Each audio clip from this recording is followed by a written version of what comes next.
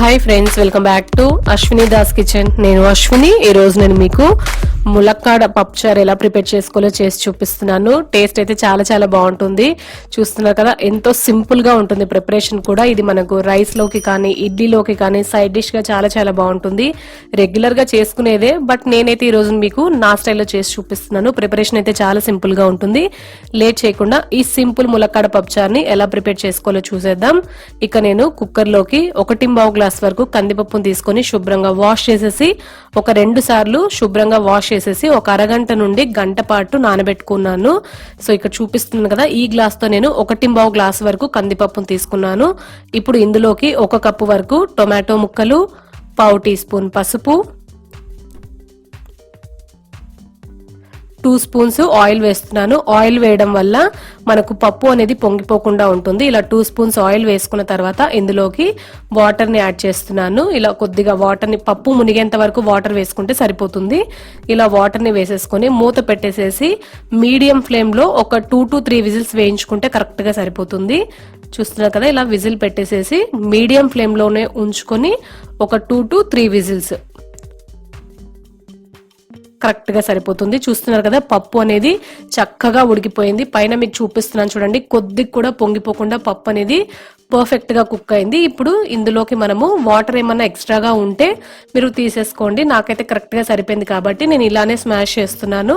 ఇలా పప్పు మొత్తాన్ని కూడా స్మాష్ చేసుకోవాలి. ఇలాంటి ఒక స్పూన్ తో గానీ, పప్పు ఎనిపేది ఉంటుంది కదా, దాంతో కూడా మీరు స్మాష్ చేసుకోవచ్చు. ఇలా మెత్తగా స్మాష్ చేసుకున్న తర్వాత ఇందులోకి ములక్కాడల్ని వేస్తున్నాను. నేను ఇక్కడ ఒక 4 పెద్ద సైజు ములక్కాడల్ని ఇలా పీసెస్ గా కట్ చేసి యాడ్ చేసుకున్నాను. ఇప్పుడు ఇందులోకి తగినన్ని వాటర్ వేసేసుకొని ఒకసారి బాగా కలుపుకొని ఈ ములక్కాడల్ని మనము మీడియం ఫ్లేమ్ లోనే ఒక 10 నుంచి 15 నిమిషాల పాటు కుక్ చేసుకోవాలి.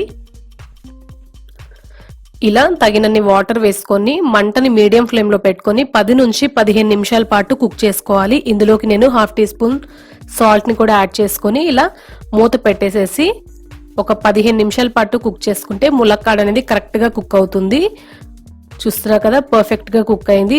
ములక్కాడ అనేది ఇక్కడే మనకు మొత్తంగా ఉడికిపోతే చిరిగిపోతాయి. సో చూస్తున్నారు కదా, ఇలా పట్టుకుంటే కొద్దిగా మెత్తగా అనిపించింది అంటే ములక్కాడ అనేది కరెక్ట్ గా కుక్ అయినట్టు. ఇప్పుడు ఇందులోకి ఒక అరచెక్క నిమ్మకాయ సైజ్ అంతా చింతపండు నుంచి తీసిన గుజ్జును యాడ్ చేస్తున్నాను. 1 కప్పు వరకు, 1/2 teaspoon salt, 1 teaspoon కారం, 1/2 టీ స్పూన్ పసుపు, ఒక 2 రెమ్మలు పచ్చి కరివేపాకును కూడా యాడ్ చేస్తున్నాను.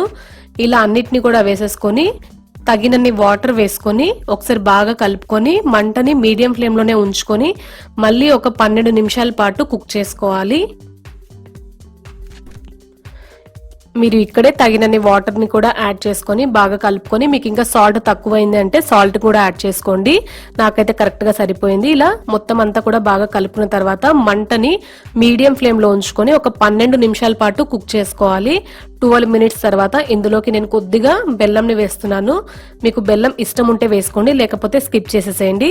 సో ఇలా ఫైనల్ గా అంతా కూడా ఉడికిపోయిన తర్వాత 12 మినిట్స్ తర్వాత నేను ఇందులోకి సాంబార్ పొడిని కూడా యాడ్ చేస్తున్నాను. 1.5 స్పూన్ వరకు సాంబార్ పొడిని కూడా వేసేసుకొని బాగా కలిపేస్తున్నాను. సాంబార్ పొడి వేసిన తర్వాత ఎక్కువసేపు మరిగించాల్సిన అవసరం లేదు. జస్ట్ ఒక 2 మినిట్స్ మరిగించుకుంటే సరిపోతుంది. ఫైనల్ గా కొత్తిమీర తరుగును కూడా వేసేసుకుంటే ఎంతో సూపర్ టేస్టీ సాంబార్ అనేది రెడీ అయిపోయింది కదా. ఇప్పుడు మనము తాలింపును కూడా వేసేసుకుందాము. ఇలాంటి ఒక కడాయి పెట్టుకుని అందులోకి ఒక 3 స్పూన్స్ ఆయిల్ వేసాను. ఆయిల్ బాగా హీట్ అయిన తర్వాత జీలకర్ర ఆవాలు, ఎండుమిర్చి, కరివేపాకు ఇవి కూడా వేసేసుకొని ఈ తాలింపు ఫ్రై అయిపోయిన తర్వాత ఈ తాలింపు మొత్తాన్ని కూడా ఈ సాంబార్ లోకి వేసేస్తున్నాను. ఇలా వేసేసుకొని కలిపేసుకుంటే ఎంతో సింపుల్ గా టేస్టీగా ఉండే ములక్కాడ సాంబార్ అనేది రెడీ అయిపోయింది కదా. టేస్ట్ అయితే చాలా చాలా బాగుంటుంది.